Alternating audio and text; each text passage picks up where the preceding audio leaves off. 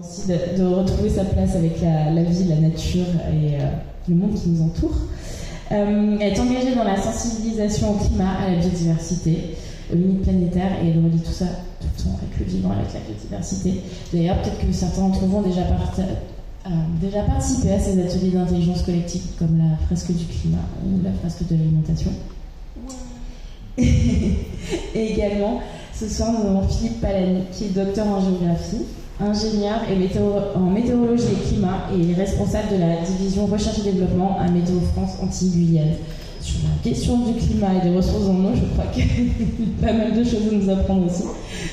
Voilà, je pense que tous les deux, vous êtes très complémentaires sur ces sujets-là. Vous avez souvent intervenu ensemble. Et merci encore une fois d'être présents ce soir avec nous. Qu'est-ce que je voulais... Peut-être juste petite question en introduction, après de toute façon je vous laisse parler. Ce bien commun qui est l'eau, quelles sont les pistes de réflexion, comment apprendre à mieux le gérer, à mieux le partager, peut-être, même ici. Et puis on en parle beaucoup aussi en ce moment. Comment favoriser l'autonomie alimentaire dans le territoire? Parce que l'autonomie alimentaire, la résilience, c'est des questions qui ont été abordées dans ce film, mais c'est des questions qui nous touchent clairement. Surtout en tant que territoire insulaire et avec toutes ces spécificités qui en découlent, toutes les spécificités régionales. Et dans tout ça, comment on fait pour trouver un équilibre avec le vivre? Je vous ai donné peut-être beaucoup de choses. Non, tout ça, de toute façon, vous allez parler de vos travaux, de ce que vous connaissez, vous pouvez échanger les deux, et puis on va prendre aussi au fur et à mesure les questions du public. Ça vous va.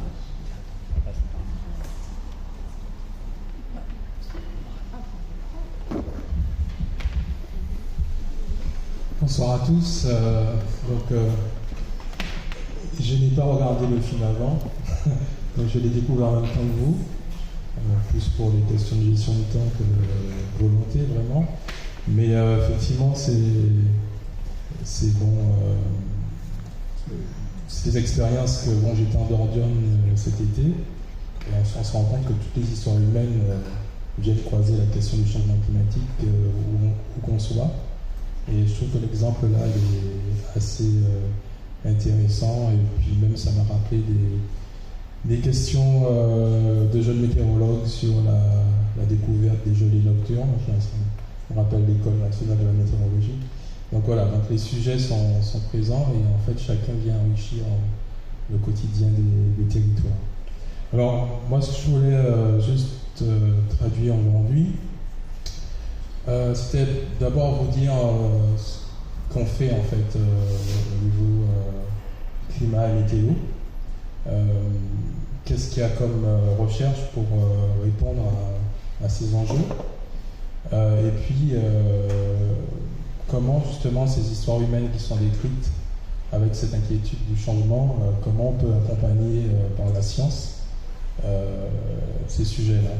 Alors, il se trouve que moi j'ai un peu une double casquette, c'est-à-dire que j'ai un goût pour les sciences humaines et sociales, en ayant fait effectivement la recherche sur les espaces insulaires vulnérables, la Martinique en particulier, et en ayant touché la question de la vulnérabilité des territoires dans un contexte socio-historique que maintenant n'est plus discutable, que tout le monde voit. Et en même temps, je travaille tous les jours avec Jean-Jérémy qui est là et d'autres, Stéphane, sur la question du climat et des projections climatiques pour le territoire antilo-guyanais, donc Saint-Martin, Saint-Barth, Guadeloupe, Martinique et Guyane. Alors je vais essayer de vous dire en fait trois axes sur lesquels on travaille. Le premier axe, c'est évidemment la question du climat et des projections climatiques. Donc je pense que peut-être qu'on s'est déjà vu dans d'autres lieux, d'autres conférences. Et moi, je suis arrivé en Martinique il y a 15 ans maintenant. Ce qui m'avait frappé, c'est que j'allais à des conférences en 2009-2010 et il y avait des copies-collées du rapport du GIEC. On parlait de changement climatique et il y avait des petites déclinaisons sur ce que ça pourrait donner potentiellement en Martinique, mais au fond, le climat martiniquais ou le climat insulaire, c'est des échelles qui sont tellement petites. Dans le climat, on parle de normes, de collines et de ce rapport entre l'atmosphère et la Terre, en fait. On ne parle pas du climat de l'océan Atlantique d'un côté ou de la mer des Caraïbes de l'autre. Donc il y avait un enjeu d'échelle, en fait, qui était assez considérable. Et donc toute mon énergie là, sur les 5 premières années où j'étais là, c'était de dire mais comment on traite l'échelle des petits espaces insulaires et comment on peut donner des projections qui soient réellement liées au climat de l'île. Et ça demande des efforts très spécifiques et de calcul. Et donc effectivement, on a mené un gros projet entre 2016 et 2019, changement climatique des conséquences sur les Antilles françaises, avec l'Université des Antilles, le BRGM, l'Université de Montpellier. Donc on voit quand même que pour y arriver, il faut être plusieurs, hein, c'est pas juste un seul acteur. Et l'idée, c'était d'affiner en fait les projections de température et de précipitation à l'échelle des petits espaces insulaires, donc de nos territoires. Donc, bon, les métriques qu'on retrouve sont un petit peu citées là, c'est-à-dire qu'on retrouve effectivement des problématiques d'évolution des températures, des précipitations. Nous, on est effectivement dans une géographie où on a les phénomènes cycloniques et la dynamique des ouragans. Donc, on a regardé effectivement ce qui se passe sur le bassin atlantique. Et tout cela, finalement, dans un monde climat, pour dire, bon, qu'est-ce qu'on observe aujourd'hui sur les températures, qu'est-ce qu'on observe sur les précipitations, comment tout ça va évoluer, et puis régulièrement montrer les résultats. Et en fait, plus on avance, plus je suis avec Martine aussi, et qui en travaille, plus on s'est rendu compte que quand on dit aux gens que les températures augmentent de 0,3 degrés par décennie sur la période de référence qu'on a traitée entre 80 et 2010 par exemple, ça ressemble au discours global. On sait qu'on est dans les ordres de grandeur de 1,5 degré et qu'on va vers le 3 degrés à l'horizon 2080-2100, voire 4. Mais ça ne parle pas tellement aux gens en fait. Voilà. Par contre, quand on dit que effectivement les températures qui s'élèvent, c'est aussi des évolutions, des évapotranspiration, voilà, là on commence à rentrer dans quelque chose de plus réel.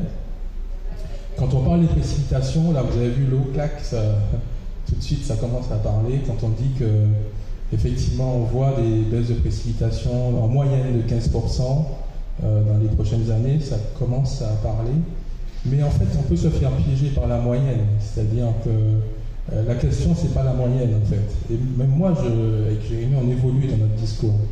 Parce qu'effectivement, on est content de dire qu'on va à cette baisse de 15%. Le problème, c'est la variabilité en fait. C'est-à-dire qu'on va avoir... on est en train de faire par exemple le bilan climatologique de l'année 2024, bilan provisoire, parce qu'il faut communiquer un peu à l'avance. Figurez-vous que l'année hydrométéorologique, elle est proche de la normale.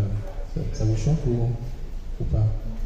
Elle est proche de la normale. Ça veut dire qu'en fait, on a tous la mémoire de la sécheresse sévère, tout le chaos politique, organisationnel qu'il y a eu sur la ressource en eau, les coupures, etc., qu'il y a eu.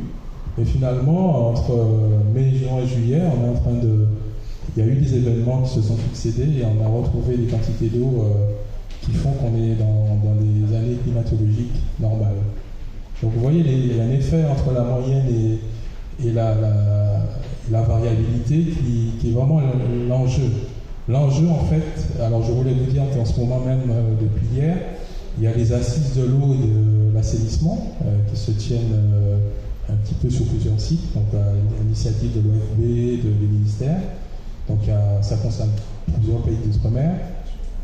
Et bien en fait, la question clé, c'est comment on gère le fait qu'on va avoir des saisons sèches, enfin des carèmes très secs, et puis quelques phénomènes pluvieux extrêmes, où effectivement, sur un sol sec, ça va créer des problématiques de changement entre un sol très sec qui va ensuite évoluer vers, en peu de temps, une centaine de millimètres en une heure, par exemple, sur la tempête Fiona en Guadeloupe, c'est des choses qu'on n'avait pas beaucoup vues, ou la tempête Philippe. Donc en fait, on voit qu'il y a une question de variabilité, de changement rapide. Et on voit en fait que finalement, c'est le sujet qui transparaît en fait dans le stress des agriculteurs. C'est-à-dire que à la fois, si ça évoluait de manière progressive, ils pourraient s'adapter et puis dire bon on va changer ça, puis ça. Le problème c'est que c'est un petit peu chaotique. C'est-à-dire qu'en fait on a 2 mois de l'année qui sont extrêmement. Par exemple aujourd'hui vous savez que la France n'est plus en sécheresse météorologique. Alors, quelques exceptions près, dans le sud-ouest, là, du côté de Perpignan, où effectivement il y a des enjeux en surveillance. Ça paraît incroyable, alors qu'on a l'impression que médiatiquement c'était le sujet. Le problème, c'est qu'on va y retomber. Donc, en fait, c'est vraiment la question de la variabilité qui est un enjeu. Et c'est vraiment, je pense, ce changement de paradigme que nous-mêmes, dans notre manière de communiquer, qu'on a repéré, et qui fait que la manière d'adresser la question du changement climatique et de l'agriculture a évolué. Alors le deuxième axe du début de discussion que je voulais avoir avec vous, c'était vous dire qu'est-ce qu'on fait nous sur le travail changement climatique et agriculture. D'abord en fait on a eu un travail collaboratif avec le monde de la recherche agronomique. C'est-à-dire que finalement dans ces sujets-là, ce qui est important, c'est un peu la relation scientifique. C'est-à-dire que si on reste chacun dans nos domaines de compétences, on n'arrive pas à se représenter les enjeux. Et donc du coup, on est allé chercher d'autres acteurs. Et aujourd'hui, effectivement, l'INRAE, le CIRAD, l'Institut technique tropical sont des gens avec lesquels Météo France travaille. Tout à mon équipe, on travaille beaucoup. Alors, d'abord, il y a eu une notion qu'on a voulu chercher, une fois qu'on a trouvé les projections de température, de précipitation, ça a été de faire un diagnostic des vulnérabilités des territoires. On l'a fait sur la Guadeloupe, c'est-à-dire en considérant l'évolution des aléas, température, précipitation, mais également on a parlé de la question de la submersion marine dans un contexte d'élévation du niveau de la mer, avec des domaines agricoles qui sont en bord et qui sont concernés par ces questions d'invasion d'entrée d'eau maritime, enfin d'eau de mer. Donc on a fait ce diagnostic-là et ça a commencé à dessiner une compréhension des vulnérabilités sur un petit espace insulaire, qui était la Guadeloupe, avec des différences entre la basse terre et la grande terre, par exemple, des enjeux qui sont un peu différents, parce qu'il y a déjà une vulnérabilité intrinsèque, une vulnérabilité écosystémique, qui est liée effectivement à des questions de transport de l'eau, voilà, c'est des choses qu'on commence à voir, c'est que finalement, le changement climatique intervient sur des écosystèmes qui sont déjà fragilisés, des organisations sociales qui sont déjà fragilisées. Donc ça, c'est un sujet pour nous qui est important, parce qu'en fait, quand on aborde la question du changement climatique, si on n'a pas connaissance du contexte socio-économique, ou si on n'a pas intégré les enjeux préexistants, on passe à côté de quelque chose. On est encore dans l'échelle que je décrivais de porter un discours du GIEC sur l'espace insulaire. On est à côté de la plaque.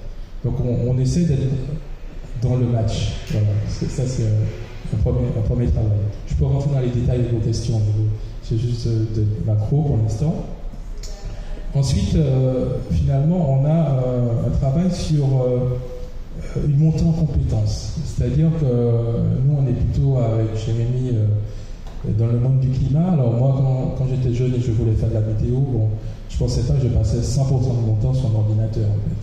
Mais bon, c'est le cas. Les météorologues et les climatologues, on passe 100% de notre temps devant le calculateur. D'ailleurs, le calculateur qu'on ne voit pas, on a un petit PC, et puis le calculateur, il a 8000 km. Donc, parce que c'est là qu'il y a le supercalculateur, il est à Toulouse, et on se le partage, on le réserve, et on fait tourner des calculs. Alors, en fait, il y a une montée en compétences qui sont opérées pour nous, parce que, pour être honnête, moi je suis plutôt un voileux, je suis plutôt de la mer, et je ne connaissais rien en agriculture, en fait. Voilà, c'est important, parce que c'est dire quand on vient du climat, on est dans son monde, et je n'avais pas conscience que qui avait des dynamiques de culture vivrière, enfin conscience. J'avais connaissance, mais peut-être pas de manière aussi fine qu'il fallait. Et il a fallu qu'on monte en compétence, en connaissance sur le sujet en Guadeloupe, en Martinique et en Guyane, c'est-à-dire où on plante de la laitue, du chou, enfin quelles sont les proportions de ces productions, qui fait quoi en fait, et comment on peut arriver un jour à appuyer les pratiques agronomiques et les exigences qu'ils peuvent avoir par rapport aux enjeux du changement climatique.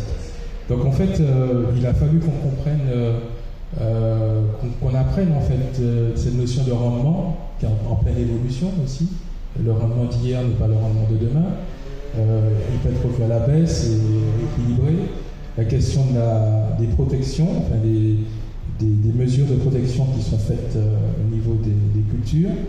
Et puis des pratiques de lutte, avec une histoire aussi importante pour nous, qui est la chlordécone, qu'on a vu jusqu'où ça peut aller dans l'histoire des territoires. Donc tout ça, il faut l'intégrer dans les échanges qu'on a avec le monde agricole. Et puis la question de la saisonnalité dans une problématique de variabilité des saisons ou d'évolution des saisons. Donc là, c'est un petit peu, je suis passé donc des métriques climat à dégrossir en fait cette montée en compétences qu'on est en train de faire à Météo France sur la question des enjeux de l'agriculture. Et là, une fois qu'on a fait ça, on est en train maintenant d'aller beaucoup plus loin.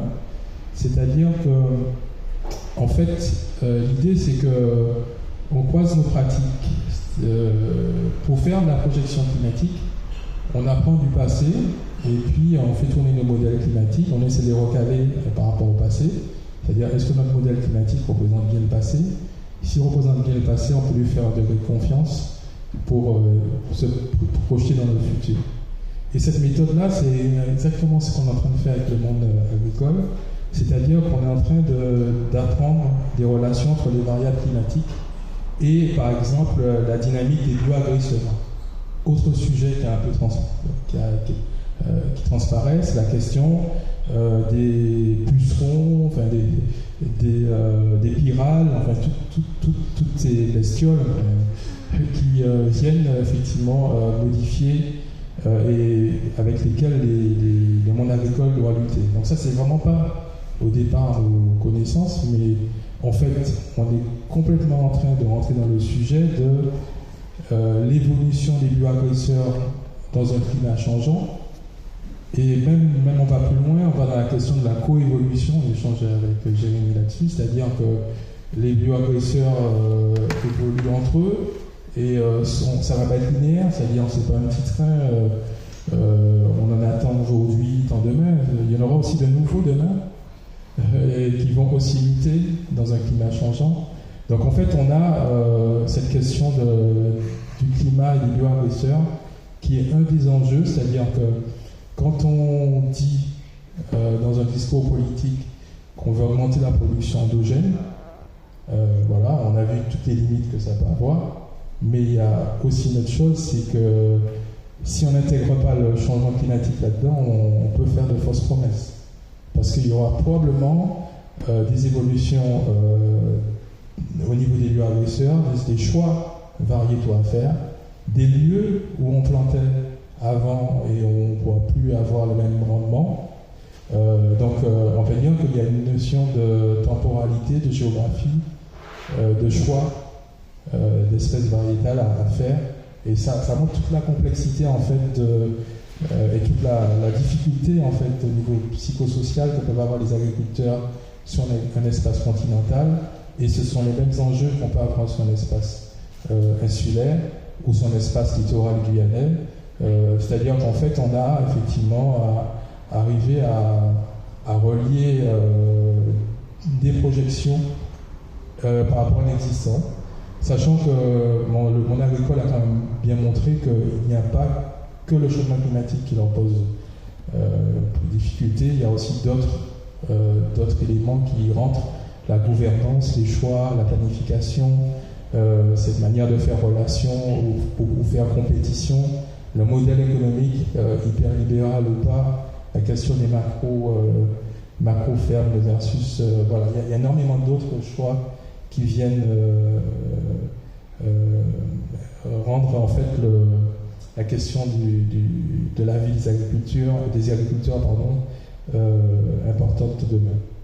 Donc voilà, je voulais vous dire, j'espère que j'ai à peu près posé tout. L'idée c'était d'ouvrir les questions, que vous vous sentiez à l'aise de les poser, et puis que moi je considère Météo France comme en train de monter en compétence, donc bizarrement je suis bien apprendre de vous, peut-être j'ai appris un petit peu dans le film d'ailleurs des choses que j'avais pensées, puis je me dis ah oui j'avais oublié qu'il y avait ça, enfin, j'ai noté des trucs. Donc voilà, je n'en dis pas plus et on pourra échanger autant que nous besoin. Voilà, merci de votre attention.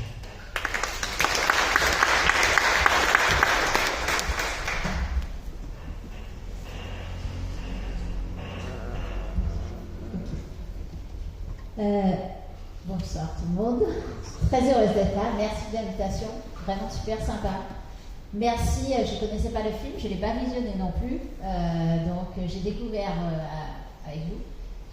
J'ai été marquée par la souffrance du vivant. Je crois que c'est une des choses qui m'a le plus marquée dans le film, à quel point en fait, tout au long, on a montré la souffrance des arbres, la souffrance des cultures, la souffrance des plantes, la souffrance du vivant de l'eau et la souffrance de tout le vivant qui vit autour et dans les sols. J'ai été beaucoup marquée par ça. Actuellement, on est dans la 6e extinction de masse. Je ne sais pas s'il y en a d'entre vous qui vous souviennent de ce que c'est la 5e. Bonne question, c'était quand la 5e? La 5e extinction de masse. Mais si, je suis sûre qu'il y en a au moins un qui va se souvenir de ces anciens cours. Les dinosaures? Ouais, les dinosaures. Exactement, les dinosaures. Et pourtant, c'est la plus récente dans notre tête. C'était pas celle qui a effondré le plus de vivants. Et on dit qu'on est dans la 6e extinction de masse par rapport au nombre d'animaux qui disparaissent. Et on montre souvent une courbe qui est l'indice planète vivante, qui montre un effondrement d'environ 70 à 80% des espèces vertébrées. Et en fait, sous nos latitudes, en Amérique latine et en Caraïbes, c'est 93%. Et ça, on montre moins, c'est beaucoup plus chez nous, quoi. Et donc, ce vivant qui s'effondre et dont on fait intégralement partie, on doit aussi vivre avec une toile qui ne marche plus comme elle devrait marcher. Une autre chose qui m'a frappée dans ce film, c'est le cycle de l'eau. Et c'est vrai que le cycle de l'eau, on le voit souvent en global. C'est-à-dire qu'on voit l'eau, elle s'évapore de la mer, elle part dans les nuages, elle tombe, elle fait de la neige ou de la pluie, elle va remplir les nappes phréatiques, elle retourne à l'océan. Et en fait, nous et tout le reste du vivant, rarement on est dans ces schématiques du cycle de l'eau. On ne le voit pas en fait, c'est comme si on n'est pas là. Alors c'est exactement la même eau qu'on partage avec. Des fois quand je dis aux gens, nous c'est la même eau qu'on partage. D'ailleurs on boit du pipi de dinosaure, je leur dis. Alors là ça leur fait réfléchir, j'ai bu du pipi de dinosaure. Vous buvez du pipi de dinosaure? On en boit tous, on est d'accord? C'est une image, mais c'est bien pour se rappeler que on est bien dans ce cycle de l'eau. Et quand ils ont parlé effectivement dans le film du petit cycle de l'eau, ce cycle de l'eau tout proche de nous qui doit absolument exister, il ne faut pas l'oublier parce que sans ça, on ne peut pas construire une résilience et effectivement, on est beaucoup moins fort par rapport à tout ce qui nous menace. Ça me fait penser aussi au grand combat dans le sud de Gare-Saint-Balsas avec les mares. Les mares, il y en avait plein avant Martinique. Et donc, ça, c'est une super résilience qu'on avait et qu'il faudrait effectivement petit à petit recréer. Ce vivant qui s'effondre, c'est vraiment une des principales choses. On a dépassé...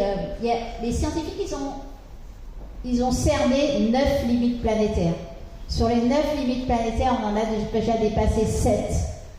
7, on vient juste de dépasser la 7e. Mais pour vous dire qu'en fait, on est sorti d'une zone habitable, d'une planète habitable, et on est entré dans une zone, enfin depuis un moment, dans une zone qui est en fort déséquilibre et de plus en plus en déséquilibre. Et c'est marquant parce que les agriculteurs, quand ils, dans le film, quand ils nous disent ben, nous on continue comme ça jusqu'à ce que ben, il y ait peut-être quelque chose qui nous fasse changer ou que peut-être que cette année ça va marcher ou cette dose de déséquilibre, peut-être qu'au quotidien, elle est très difficile pour nous à l'intégrer dans nos fonctionnements et peut-être qu'il faudrait qu'on l'intègre beaucoup plus dans nos fonctionnements si on veut être plus robuste et peut-être plus s'adapter à quelque chose de difficile à s'adapter. Voilà, excusez-moi, c'est pas très français, mais voilà, je pense que vous avez bien cerné ce que je veux dire. Ce qui est marquant aussi, ce sont les agriculteurs, le fait qu'ils essayent aussi de vivre eux-mêmes, de faire vivre quelques personnes et de nourrir des personnes. Et le fait que leur propre revenu ne soit pas assuré alors qu'ils font quelque chose quand même de vital, donner à manger, et bien ça, je trouve pareil que c'est un marqueur de nos sociétés et ce qui est expliqué là, hein, que toutes les terres agricoles partent soit en monoculture, soit sont vendues pour des transactions financières et tout. C'est la réalité sur beaucoup et pour moi c'est aussi très, très prenant, très marquant. Alors que c'est cet équilibre avec le vivant et cet équilibre avec ce qu'on produit. On a beaucoup parlé d'ailleurs de production. Ils ont parlé de production. Est-ce qu'on produit du maïs? Est-ce qu'on produit en agroécologie? Et je pense qu'on a aussi beaucoup parlé dans ce film de systémique. C'est-à-dire qu'absolument tout est relié. Et moi, je vais vous dire un truc, une petite chose qui m'a peut-être manqué, c'est ce qu'on mange au final. Est-ce que ce qu'on mange au final, c'est ce qu'ils produisent? Et pour moi, en fait, c'est une des clés. Est-ce que nous, ce qu'on a envie de manger, c'est ce que les autres produisent? Ou alors, est-ce qu'on a envie de continuer à dépendre du système d'agro-industrie qui arrive dans les hypermarchés et dans le commerce? Et en fait, en ayant creusé un peu plus la question, c'est qu'est-ce qui nous rend aussi dépendants de l'hypermarché et des zones commerciales? C'est pas tellement la nourriture, mais ce sont des choses autour qu'on peut arriver à éliminer. Et donc voilà, c'est une petite graine que je lance là. Et pourquoi je dis qu'on peut arriver à l'éliminer? Parce que dans notre vie, nous, dans un petit foyer de 4 personnes, on est arrivé à petit éliminer plein de choses qui font qu'on ne va plus en hypermarché et qu'on se nourrit avec des agriculteurs. On ne mange pas local, on se nourrit local. Même si on a gardé effectivement une toute petite partie d'import, ça représente une toute petite partie. Mais c'est parce qu'on n'a pas besoin d'aller chercher autre chose, en fait, c'est cette autre chose, on a préféré l'enlever, le couper. Donc tu as parlé d'eau, tu as parlé d'autonomie alimentaire et tu as parlé d'équilibre avec le vivant. Je crois que la première chose, je pense que beaucoup ici en sont déjà conscients, hein, c'est la prise de conscience de l'impact de tout ça, la prise de conscience du climat que c'est en train de s'aggraver, la prise de conscience sur le vivant.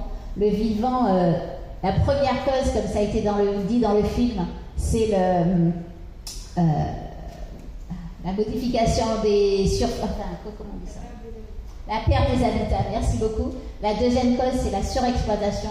Le changement climatique, c'est que la troisième cause. J'adore l'image d'Aurélien Barraud. Vous avez une forêt, vous avez un tracteur au solaire, vous avez un tracteur au diesel. Vous prenez les deux tracteurs, vous écrasez la forêt.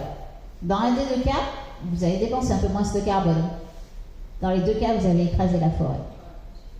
Et en fait, c'est à quel point en fait on se réaperçoit que autour de nous c'est bien du vivant et qu'on a absolument besoin de ce vivant et pour vivre et pour manger et pour avoir des activités, et qu'on est juste en train en fait par tout notre modèle et notre manière de fonctionner de le détruire, et le changement climatique aggrave et amplifie largement cette destruction.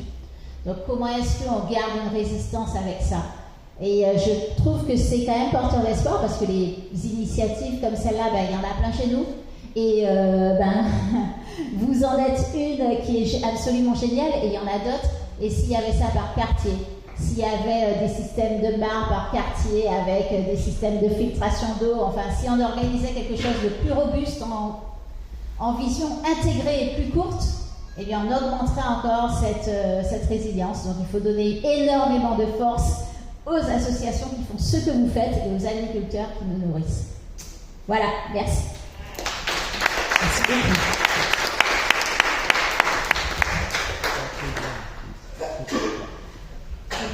Je laisse place au public. Est-ce que vous avez des questions, des remarques, des choses sur lesquelles vous voulez rebondir, compléter? Merci beaucoup à tous les deux et merci pour le film. Mais en fait, je vous ai bien écouté, notamment toi, Philippe, puisque on s'est croisés. C'est Philippe. On s'est croisés il y a un petit moment à l'université. Et du coup, la question, la problématique dont vous n'avez pas parlé, ni l'un ni l'autre, c'est de finalement savoir comment on fait pour sensibiliser les personnes au changement climatique. C'est-à-dire l'étape zéro par rapport à ce que vous avez dit dans vos travaux, dans votre engagement. Et parce que je pense que c'est pas le cas dans cette salle, mais il y a énormément de personnes qui ne sont toujours pas conscientes et qui ne veulent pas voir les dérèglements, les changements, appelons ça comme on veut, et donc les impacts qu'il peut y avoir, et donc l'éventuelle responsabilité qu'on en a aussi. Et donc, je me demandais comment, dans ton équipe de recherche et développement, tu disais que tu étais en train de monter en compétence par rapport à l'agriculture, peut-être la pêche, peu importe.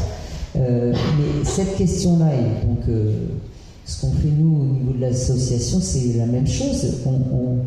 On se rend compte qu'en fait, on a l'impression, et c'est un peu le danger de rester entre nous finalement, c'est qu'on a l'impression que tout le monde est à peu près au même niveau de prise de conscience, et c'est vraiment fondamental, je pense, parce que ça veut dire que on laisse plein de gens sur le côté, quoi.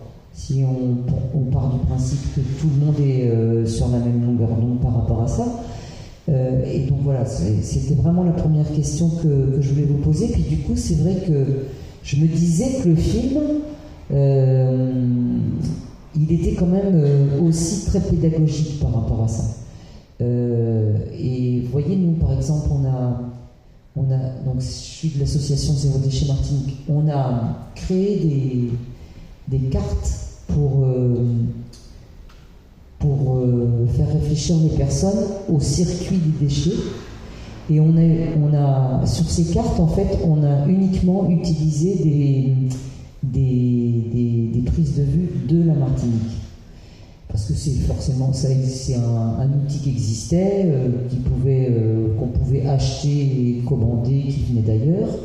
Et on s'est dit, non, il faut absolument qu'on prenne des photos de la poubelle jaune, du tas de déchets qui est par terre, etc., du centre d'enfouissement, bref, avec l'idée de départ qui est que il faut qu'on se mette dans la peau des personnes qu'on veut sensibiliser, en fait, et faire un effort sur nous pour pas les laisser en route, quoi. Voilà.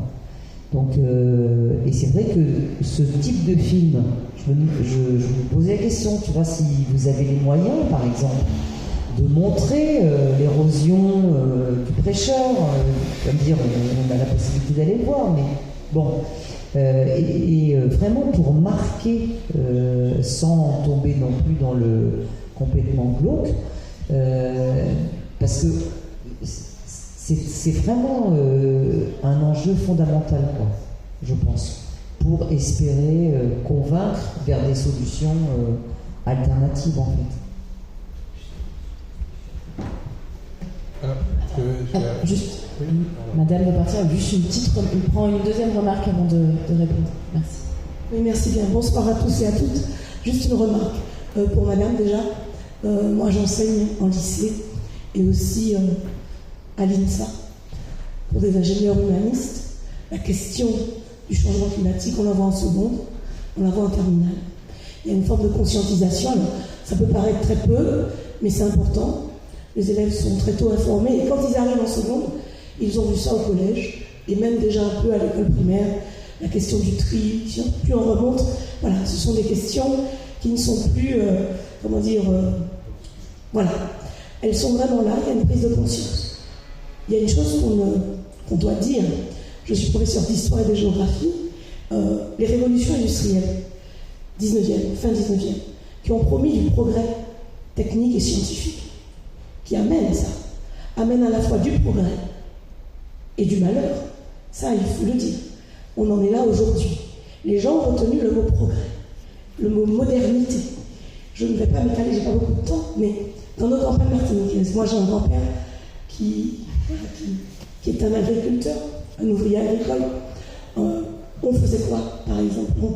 On ramassait les feuilles, on mangeait d'une certaine manière, on avait quelques bêtes, on n'avait pas autant de terre, on mangeait les fruits de saison. Il y avait vraiment une adaptabilité intelligente avec nos écosystèmes et nos environnements. La course à la mondialisation, la course au soi-disant progrès, a entraîné la perte de certaines sociétés qu'on a qualifiées de primitives. Moi, j'ai emmené des élèves au fin fond du Brésil, quand ils ont vu comment vivent les Indiens Kayapo, avec ce qu'ils ont et ce dont ils ont besoin, ils se sont rendus compte que l'hyper-gaspillage, l'égoïsme dans lequel on vit, comme vous disiez, madame, nous sommes collectivement responsables, mais ça vient de quelque part. Ce film est très bien. À un moment, on entend le mot capitalisme. C'est un système qu'il faut dénoncer. Alors, pas pour ajouter la collectivisation qui, elle aussi, a ses parts, parce qu'il faut trouver un juste équilibre. Et moi, je me dis que, je suis contente d'entendre des experts, et je me dis, il faut aussi qu'on forme les gens, les plus jeunes. On a des métiers qui vont disparaître avec l'IA. Mais par contre, la situation dans laquelle nous sommes, nous les humains, 8 milliards d'hommes, on n'est pas des Elon Musk souhaitant aller vivre je ne sais où, avec 348 milliards de... Vous voyez comment c'est ça que l'on diffuse. Vous êtes en train de plaider pour une vraie cause, et vous avez raison. En même temps, la puissance des images fait que, qu'est-ce qu'on apprend à un jeune? Ce qui compte, c'est l'argent. Depuis quand est-ce que l'argent vaut plus qu'une goutte d'eau que le vivant? Est-ce que vous voyez? Et ça, il faut déconstruire. Déconstruire, c'est des mentalités, c'est sur un siècle, voire plusieurs. Alors peut-être que nous ne verrons pas tout ça, mais nous avons plus qu'intérêt à, non pas l'enseigner, mais à l'ancrer et à le partager. Je crois que si déjà on le partage, sans faire la gueule, on ne peut pas revenir en arrière et dire que les gens du 19e ont fait. Nous sommes là, ils vont penser bien faire pour nous. Alors nous, aujourd'hui, que devons-nous chercher à faire de très bien pour demain, mais aussi pour aujourd'hui, parce qu'il faut qu'on vive un peu. Je vous remercie. Je ne veux pas rester plus longtemps. Merci. Je vais essayer de répondre à la question. Oui. En fait, c'est vrai que c'était implicite parce que ta question me semble implicite, mais tu me demandes de la rendre explicite. C'est qu'effectivement, avec Théo France, on s'est rapproché des gens de la fresque. On a l'impression d'avoir fait une évolution déjà. Parce qu'effectivement, on était derrière nos PowerPoint ou de nos communications un peu standards, et on considère qu'il y avait une vraie ingénierie en termes de médiation scientifique, avec cette façon ludique d'apporter des présentations, de faire participer les gens à la réflexion, donc avec des cartes qui sont peut-être pas encore 100% tropicalisées, en tout cas en couleur locale, mais qui posent des enjeux planétaires et puis proposent une réflexion. Donc nous on s'est rapprochés, ça fait 3 ans, de Martine, parce qu'on considérait qu'on n'était pas les meilleurs pour parler directement à la population. Donc c'était implicite, mais c'était ça. La deuxième, c'est effectivement, on est de plus en plus présent. Tu as vu, fait de la science, Déclic, Martinique. On essaye d'être un peu plus à sortir de nos labos, à sortir de nos bureaux et d'aller un peu vers les gens. Et dans mon plan d'action 2025, je dois soumettre le 17 décembre, il faut qu'on aille dans le lycée agricole. Dans les lycées, je ne sais pas combien d'entre il y en a, je vois qu'un, mais il y a probablement plusieurs endroits. C'est-à-dire qu'on ne va pas assez sur ce sujet-là, par rapport au sujet de ce soir, Et typiquement, je me suis dit, tiens, mais c'est drôle, comment ils parlent de changement climatique dans les lycées agricoles, alors qu'effectivement, nous, on est dans les échelles, on a vraiment travaillé sur l'échelle insulaire. Je sais pas, en fait. Voilà, typiquement, donc du coup, on a cette volonté d'aller vers le monde de l'éducation. Donc voilà, donc, en résumé, je comprends. C'est vrai que c'était implicite, mais on est dans cette démarche aussi de faire passer le message. Il n'a pas complètement percolé. Je pense que peut-être que les lycées, c'est vrai, mais Jérémy, on a reçu des plus jeunes parfois sur nos stands à la fête de la science. On voit quand même que il y a un peu de sensibilité, il y a des formes de sensibilité, des approches différentes. Voilà, et donc clairement on n'est pas les meilleurs pour le faire, et pour ça on va chercher d'autres pour le faire. Voilà.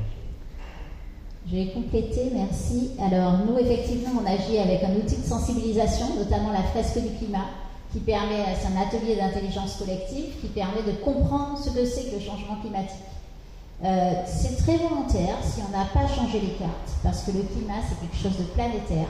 Et en fait, il y a trois phases dans l'atelier de la fresque du climat. Il y a comprendre le phénomène, et à l'échelle mondiale et à l'échelle locale. Ensuite, il y a voir ce qui se passe en local et les impacts pour nous, les impacts dans les métiers, les impacts dans notre vie, les impacts dans notre quotidien. Et ensuite, ouvrir le débat.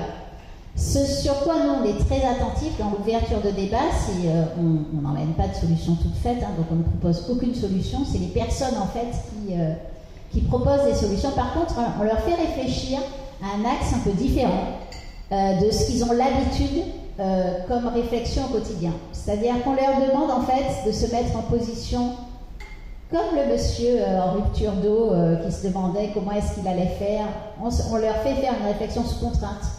Vous avez un tiers de pétrole en moins, il y a moins d'eau, il y a plus de pluie et des chaleurs plus intenses, ce qui est juste ce qui est en train d'arriver, mais un peu plus dans 4 ans. Et on ne se met pas très loin, on se positionne juste en 2028. Et on leur dit par contre, vous avez pris certaines décisions, c'est-à-dire que vous êtes en 2028, vous regardez 2024, vous vous dites, ah chouette, heureusement qu'on a fait ça, ça et ça. Et on leur dit de réfléchir non pas en se disant qu'ils ont sauvé la planète, mais juste qu'ils ont réduit la vulnérabilité. Alors c'est pédagogique, ça nous permet déjà de bien réinsister que tout ça nous rend très vulnérables. Et l'idée donc, c'est vraiment d'arriver à prendre des décisions pour réduire cette vulnérabilité. Et quand on va très loin avec les personnes, donc sur une journée ou une journée et demie, on peut arriver à leur faire deviner, mais quelles sont les questions pour eux, quels sont les enjeux. Alors c'est marrant parce que d'abord ils vont nous dire les enjeux c'est l'emploi, c'est de faire tourner l'économie, c'est de faire tourner ci ou de faire tourner ça. Je leur dis non, ça ce sont des solutions. Quels sont les enjeux? Au bout d'un moment de la réflexion, ils vont arriver à dire les enjeux c'est boire, manger, dormir, se loger, se déplacer un petit peu, avoir une vie sociale parce que nous sommes des humains. Comment on fait pour avoir ça dans un climat en forte instabilité? Voilà. Et là, ils réfléchissent et ils arrivent à trouver des solutions de très bon sens. Et quel que soit le niveau, parce qu'on le joue en entreprise comme ça, on fait jouer même avec des codires de cette manière-là.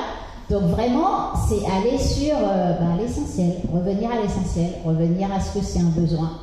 Et c'est pas de compenser un coût carbone que tu aurais en envoyant quelque chose, quoi. Et d'ailleurs, c'est une phrase que je n'aime pas du tout, lutter contre le changement climatique.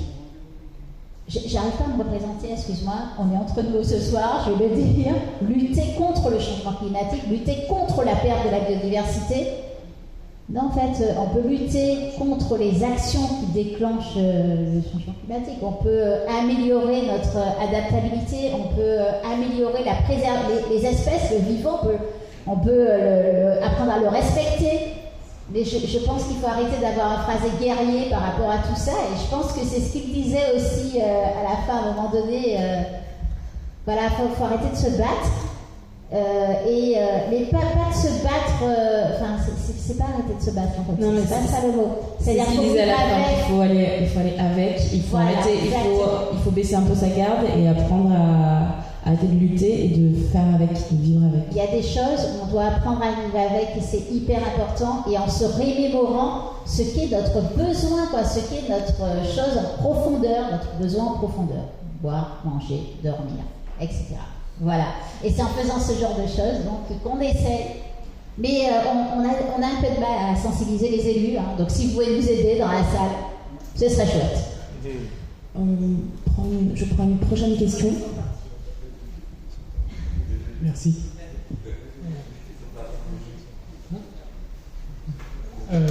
Oui, moi j'ai une première question qui ne concerne pas directement l'agriculture, mais je profite que j'ai un météorologue spécialiste sous la main parce que y a un thème sur le changement climatique que j'ai vu apparaître ces dernières années là, avec la notion du thermomètre humide et les impacts sur la santé humaine avec les cas de canicule très dangereuses. On entend parler de l'Asie du Sud-Est en particulier, et moi j'avais toujours du coup ce point d'interrogation dans la tête, me dire est-ce que ça concerne aussi les écosystèmes comme ici, ou est-ce que justement le climat insulaire fait que ce risque-là n'est pas si présent pour ici. Ça c'était ma première question. Et puis après sur l'agriculture, on a vu à quel point c'était important les contraintes institutionnelles, structurelles, tout comme la PAC, donc là où ça s'applique, j'imagine, pareil dans la Drôme et puis ici, mais si vous pouviez nous préciser un peu les différences, là où il va y avoir des contraintes institutionnelles particulières qui empêchent le changement agricole ici, ou au contraire des choses qui pourraient être plus faciles. Voilà, ça m'intéresse aussi. Merci. Oui, alors c'est vrai que j'ai pas voulu être hors sujet, mais dans le travail qu'on fait sur le changement climatique, donc il y a beaucoup de secteurs. Donc là, tu as mis le doigt sur un sujet qui est la question de la canicule entre guillemets, sachant qu'on ne va pas trop utiliser ce terme par choix, on va plutôt parler de vagues de forte chaleur. Donc effectivement, depuis 2023, on est en train de travailler à la mise en place d'une nouvelle vigilance forte chaleur à nos latitudes. On a eu une alerte de l'ARS Guadeloupe en 2023, septembre 2023, où effectivement il y a 2 victimes, 2 ou 3 victimes, 5 victimes, voilà, parce qu'en fait il y a eu 2 puis 3, voilà, donc 5 victimes liées à ce qu'on appelle l'hyperthermie, c'est-à-dire des conditions de chaleur, d'humidité qui ont entraîné ensuite un emballement létal sur un état de comorbidité, etc., comme on a pu utiliser comme terme pendant le Covid. Donc, mais en fait, c'est un sujet de santé publique. Donc, mais comment on gère une vigilance forte chaleur à nos latitudes avec des conditions d'humidité qui sont toujours assez élevées? Qu'est-ce qui varie, qui fait qu'on passe en hyperthermie? Ben là, on est en train d'étudier ça à fond, c'est-à-dire qu'on est en train de regarder un peu ce qu'on appelle des indices de confort thermique. Donc il y a plusieurs indices dans le monde, effectivement, on n'est pas les seuls à être concernés.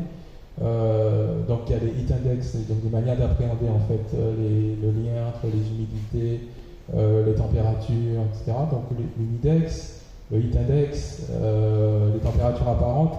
On est en train de jouer avec tous les indices de confort thermique qui sont utilisés sur des grands chantiers dans le monde, en Australie, aux États-Unis, au Qatar. Enfin, en gros, il y a plein d'endroits où la question de l'hyperthermie et ses conséquences létales sont connues.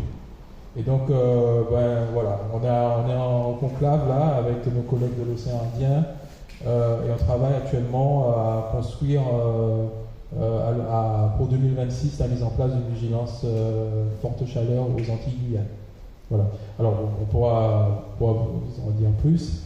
Là, typiquement, Jérémy on a mis le doigt sur 2 indices qui nous paraissent bien par rapport à ce qu'on a repéré comme phase de vagues de chaleur forte, qu'on doit croiser maintenant aussi avec les données de l'ARS et des santé publique France-Antilles, c'est-à-dire qu'effectivement, il faut quand même qu'on ait des données sentinelles, et c'est pas avec 5 cas en septembre 2023 en Guadeloupe qu'on peut statistiquement construire quelque chose d'opérants, donc on a aussi un petit peu de travail là pour pouvoir mettre le dosage. C'est-à-dire l'idée ce serait pas de crier au loup toute la journée et qu'à la fin, un peu comme nos vigilances météo, si je veux dire, qu'à la fin personne n'y croit, mais de trouver vraiment le bon niveau avec une vraie valeur ajoutée pour les décideurs, c'est-à-dire les ARS qui peuvent permettre d'inviter les acteurs, les gens sur le territoire à faire attention aux conditions exceptionnelles.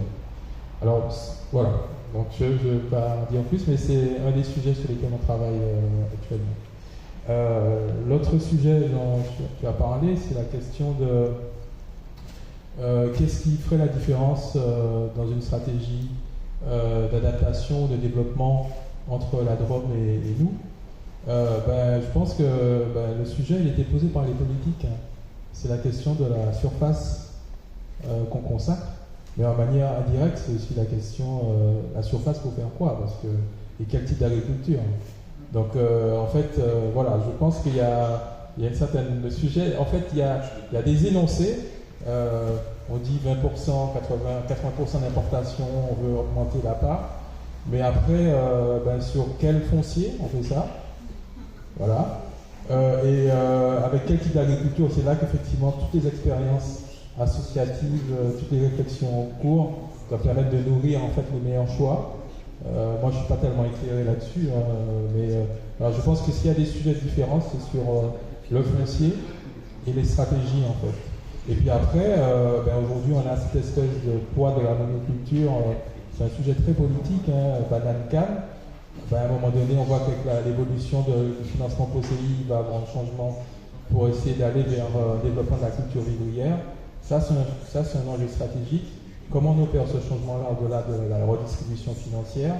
Comment le foncier arrive à capter des agriculteurs qui vont, eux, produire avec des règles ad hoc et pas non plus produire pour produire, pas passer de 20 à 50% par principe, mais pourquoi faire? Enfin, voilà, c'est là toutes ces subtilités, mais on voit quand même qu'au niveau humain, c'est une recherche d'agilité en fait, c'est-à-dire le mot agilité a été utilisé. Être agile dans la Drôme, être agile ici, c'est là où on a des choses en commun à apprendre les uns des autres, quoi. Voilà, j'espère que j'ai répondu à ta question. Et je voulais dire quand même une dernière chose, c'est que moi je ne crois pas du tout à la technoscience. Enfin, c'est titre personnel, c'est-à-dire les drones, les IA, les trucs machin. Je pense qu'à un moment donné, il faut mettre l'humain au centre des choses. Ça, c'est mon côté sciences humaines et sociales, probablement dans des formations dans notre casquette.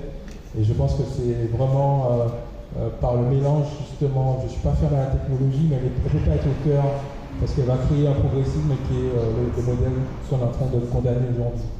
Donc on commence à remettre l'humain au centre, on l'écoute, et après on voit ce que les technos peuvent amener. Ça, c'est plutôt mon approche à titre personnel. Voilà.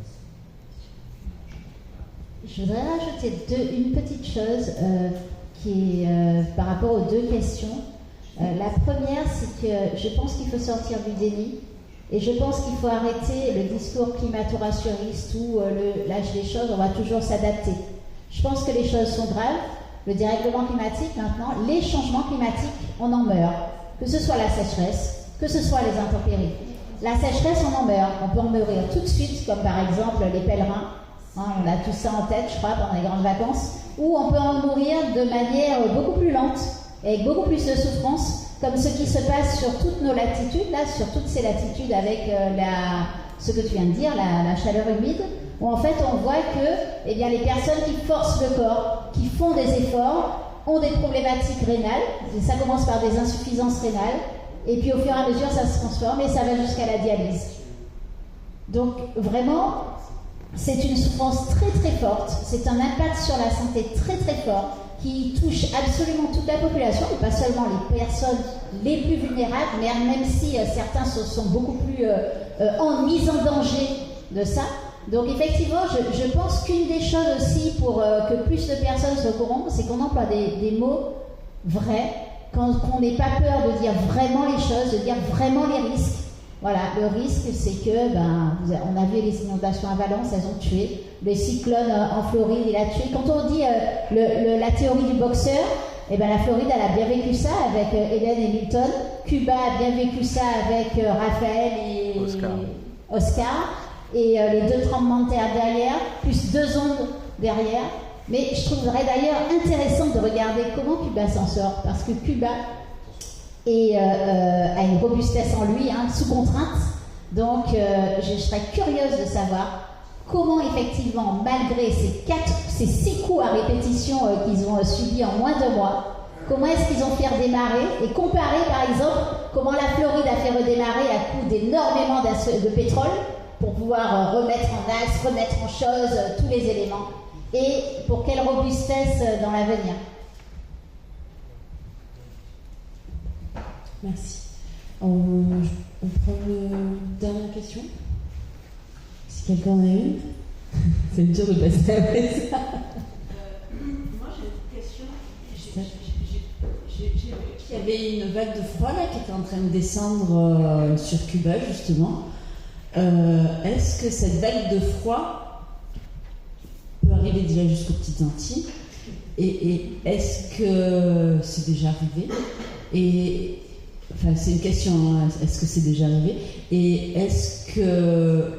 quel est ce froid, en fait? Bon, il vient de l'Arctique, mais quelle température ça va amener au niveau de Cuba?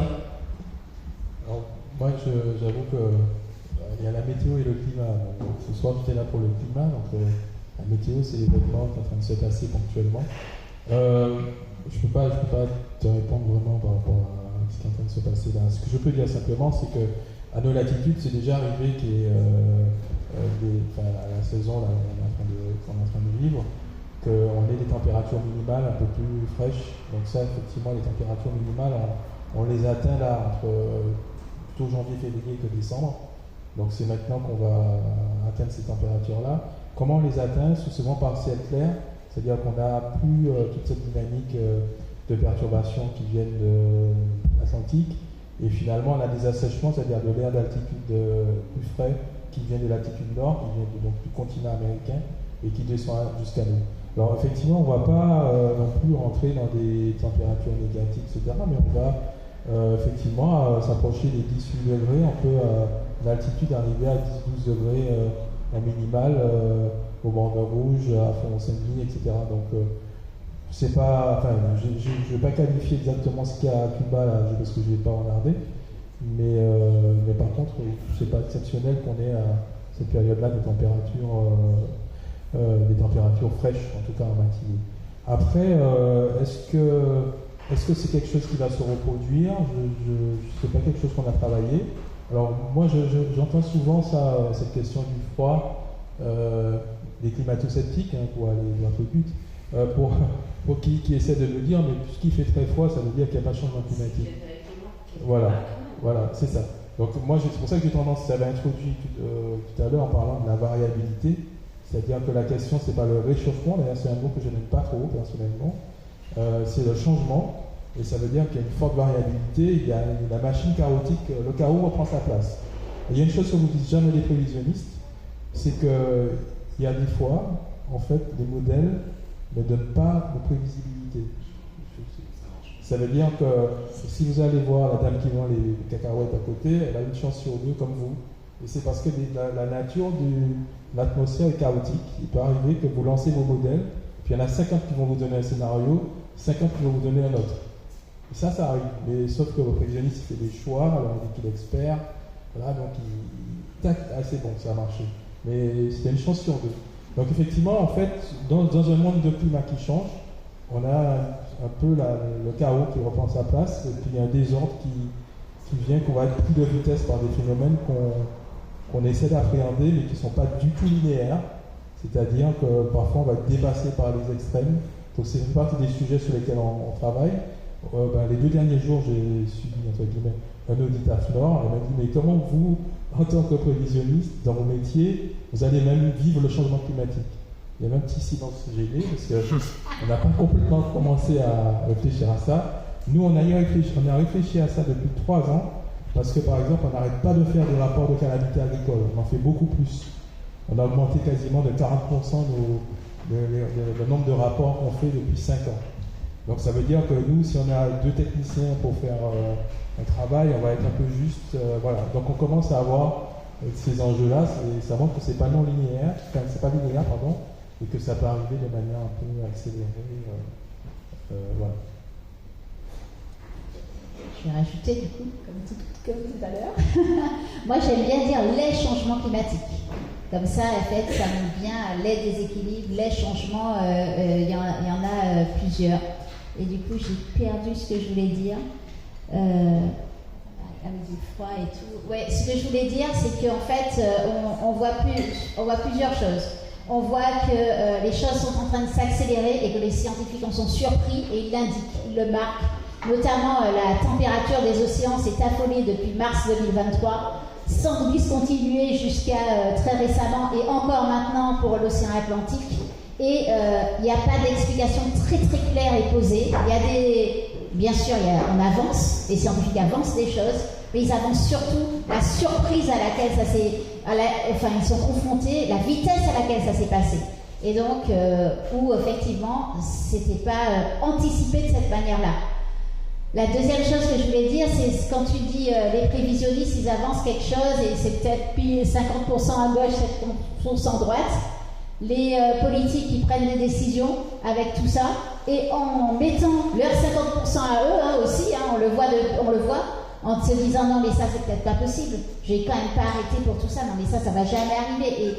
Et nous aussi, on le fait pareil, c'est-à-dire qu'on voit souvent après des événements les personnes dire mais on n'aurait jamais imaginé que l'eau serait arrivée là, qu'elle serait montée là, qu'elle serait arrivée avec cette vitesse-là, que ce serait avec cette force-là.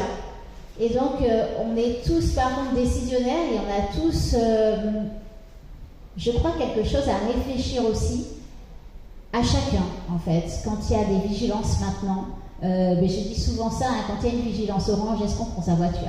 Si, par exemple, vous vous souvenez, lundi, il y a une semaine et demie maintenant, si vous étiez sous le pont de la maternité, au moment où l'eau a dévalé, qu'est-ce que vous faisiez? Est-ce que vous auriez continué tout droit? Est-ce que vous auriez freiné là, arrêté votre véhicule considérant que c'est trop risqué? Est-ce que vous aurez tenté par tout moyen de faire demi-tour alors qu'il y a des voitures qui s'empilent? Et s'il y avait eu un peu plus d'eau, qu'est-ce qui se serait passé? Donc en fait, c'est comme ça qu'il faut qu'on commence à réfléchir, que quand l'eau arrive, eh bien, il y a une possibilité pour qu'elle arrive à un moment donné très très fort. Et il faut réfléchir à la mise en danger, la sienne, celle d'autrui, celle des autres. Je ne sais pas si on est dans une entreprise, celle de ses collègues. Météo France aura sa part, les politiques auront leur part, le préfet aura sa part, mais tout le monde aura une part qu'absolument, pour l'instant, on ne voit pas se dessiner. Et la question de l'adaptation aussi est hyper importante parce que moi, sur toutes les entreprises que j'ai rencontrées, je n'en ai rencontré aucune qui a travaillé sur l'adaptation au changement climatique. Aucune. Mais vraiment aucune. Et pourtant, on commence à en avoir rencontré, et des entreprises ailleurs, et des collectivités, et elles ont plein de rapports. Par contre, les collectivités, il y a une chose que je veux dire, c'est qu'elles bossent, elles ont plein de rapports. L'ADEME, ils bossent, ils ont plein de rapports. Maintenant, il faut enchaîner, et il faut aller beaucoup plus loin, quoi. Il y a des choses qui je ne dis pas qu'il n'y a rien qui se fait sur notre territoire, il y a des choses qui se font, mais je veux dire qu'on n'est pas prêt. On n'est pas prêt pour prendre à un moment donné des décisions qui s'imposent. Si ça s'accélère, si on arrive à un point de bascule, on n'est pas prêt à l'affronter. Donc en fait, c'est peut-être plus regarder ce point de bascule en face et plus se dire, tous les rapports qu'on a fait, ok, on les remet, ils sont là. Donc maintenant, qu'est-ce qu'on fait? Qu'est-ce qu'on accélère? Sur les projets qu'on a lancés, qu'est-ce qu'on accélère pour que ce soit plus viable pour tout le monde et pour mettre en sécurité les personnes? J'insiste, moi, dans mes interventions, c'est ce sur quoi j'insiste le plus, c'est la mise en sécurité des personnes, de la personne humaine en fait. D'arrêter de mettre la personne humaine en danger. Voilà, parce qu'au final, pourquoi est-ce qu'on la met en danger? Est-ce qu'on se pose la question de pourquoi cette personne-là, par exemple, est en train de faire cette réparation-là en plein soleil, sur le BTP, etc. Pourquoi elle est là au final? Ce qu'elle va faire va nous permettre quoi? Est-ce que ça va nous permettre de boire, de manger, de dormir? Et c'est boucler en fait cette boucle qui est fondamentale. Et mine de rien, il n'y a pas grand monde qui en parle. On a beaucoup de projets en Martinique, mais est-ce qu'on place ces déséquilibres au cœur de nos projets? Je ne suis pas sûre. Merci. Merci beaucoup. Quelqu'un voulait rajouter un mot de la fin? Sinon... Peut-être juste un complément, une question complémentaire par rapport à ce que tu viens de dire. Tu dis que tu ne rencontres pas d'entreprise qui s'adapte aujourd'hui. Et qu'en est-il de l'agriculture, ou plutôt des agriculteurs? Est-ce que vous en rencontrez, est-ce que c'est un constat que vous avez pu faire? Est-ce qu'on se prépare à ça en fait dans l'agriculture en Martinique? Alors, je rencontre énormément de personnes qui s'adaptent, qui travaillent avec les mouvements et surtout sur l'agriculture. Et ça, je trouve que c'est un laïanage qu'on devrait faire. Je pense que tu appelles ça les sciences participatives ou sciences sociales, c'est-à-dire que par expérience, ils savent qu'avec le temps qu'il fait, ils savent ce qui va se passer sur leurs plantes. Et en fait, ils ont tellement ce rapport, certains agriculteurs ont tellement ce rapport avec la terre et les éléments, qu'ils arrivent en fait à anticiper des choses. Et cette information-là, je trouve hyper dommage qu'elle reste à la personne en fait. Il faudrait arriver à faire un laïanage, je ne sais pas si vous pouvez porter ça, où les personnes peuvent s'exprimer, peut-être des petites vidéos ou tout simplement dire, il s'est passé ça, et en réaction, j'ai fait telle chose, ça a fonctionné, ça n'a pas fonctionné, et moi je pense que, vu le dernier mois qu'il faut passer, il faut planter ci, il faut planter ça, etc. Il y a la science qui peut faire ça, mais chez nous, on a ça qui est génial, c'est-à-dire des personnes qui sont hyper proches de la terre, et hyper proches des éléments, et assez proches pour arriver en fait à... Elles ont tellement exploré qu'elles peuvent donner une expérience qui peut être répliquée, à mon avis, par d'autres. Oui, pour ne pas être très long, oui, c'est-à-dire qu'il y a de vraies connaissances, c'est-à-dire comme le témoignage qu'on a eu, il y a vraiment des adaptations déjà, des process d'adaptation qui sont très intuitifs, et c'est ceux-là qu'on va aller chercher pour se dire, tiens, il y a déjà une adaptation à quelque chose, il y a pour un sentiment, une adaptation sur les changements de température, etc. Voilà. Et l'autre aspect qui est quand même très concret, c'est que nous, depuis fin 2022, on construit un bulletin climatique agricole à 2 mains, c'est-à-dire qu'on rédige une partie prévision mensuelle, tendance trimestrielle sur la partie climat, et des gens de l'agro, de l'Institut technique tropical, rédigent la partie impact sur les espèces variétales, c'est-à-dire la laitue a subi tel truc, la tomate, là le melon ça a été bien, etc. Enfin, donc on est en train de co-construire une science régulière, donc mois par mois, et en fait ce bulletin climatique agricole, il est diffusé vers un ensemble d'agriculteurs en Guadeloupe et en Martinique. Donc ça, cette co-construction-là, on crée un apprentissage en débrief en décembre, là, on prépare ça, et donc du coup, là c'est comme ça qu'il faut le faire. Donc individuellement, je pense qu'il y a vraiment de la compétence. Et ensuite, la co-construction, c'est la clé, c'est-à-dire on apprend du climat, on apprend de l'agro, et comme ça, il y a une pratique qui se met en place, et c'est concret en fait. Et c'est concret de lire quelque chose sur le climat, et de voir tout de suite ce que ça a donné sur la tomate, le melon, la salade, etc. Et là, le comportement des bioagresseurs, à ce moment-là, par rapport à ça. C'est des apprentissages sur le tas, comme ce job. Je voulais juste compléter avec une chose. Quand on donne l'information, et ça recoupe avec ta question, quand on sensibilise, quand les personnes comprennent, et bien à ce moment-là, elles changent de posture. Et en fait, je trouve que c'est un immense espoir, parce que quand j'ai dit que les entreprises ne s'adaptent pas, c'est vrai, on n'arrive pas dans les entreprises où elles ont des plans d'adaptation.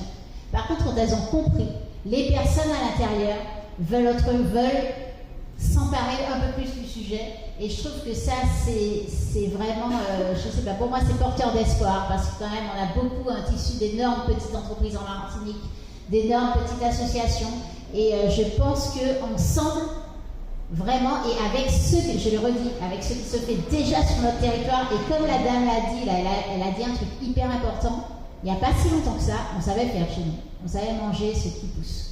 Donc c'est à notre portée, quoi. Il y a quand même plein de choses qui sont à notre portée et qu'on peut arriver à recréer. On voit des initiatives comme ça. Donc amplifions-les, allons les aider, leur faire, leur donner un pal, faire avec, dupliquer et pousser, faire des plaidoyers pour pousser les politiques à dupliquer cela. Merci. Merci beaucoup. Énormément. Et merci à tous merci à tous d'être venus ce soir, d'être restés pour ces échanges qui étaient vraiment très intéressants. Il y a beaucoup de... Je pense on aurait pu rester discuter pendant des heures encore. Voilà, donc c'était la dernière projection de 2024 du Festival Alimentaire. J'espère qu'on se retrouvera l'année prochaine pour projeter de nouveaux films, la prochaine sélection, sur de nouveaux thèmes. J'espère qu'il y aura des choses qui seront plus proches de nous aux Antilles. Il n'y avait pas de film cette année qui se passait aux Antilles. Il y avait des choses dans la Caraïbe et en Amérique du Sud aussi. Mais voilà. Et sinon, j'invite s'il y a des scénaristes, réalisateurs ou autres qui réalisent des documentaires qui se passent aux Antilles et plus précisément en Martinique. Vous pouvez proposer au Festival Alimentaire vos productions, qui peut-être seront choisies dans les prochaines années. Ou pourquoi pas la faire nous-mêmes. Alors il faut trouver il faut trouver de l'argent, la production, il n'y a pas de souci, mais oui. On pourrait. On a ouvert des portes et des pistes en plus là-dessus. Donc, voilà. Merci à tous. Passez tous une excellente soirée et puis j'espère à très bientôt. Et pour ceux qui nous connaissent, qui sont déjà venus à l'école aussi, notre prochain événement, on organise un mini-marché de Noël le samedi 7 décembre. Moi, je voudrais rajouter quelque chose.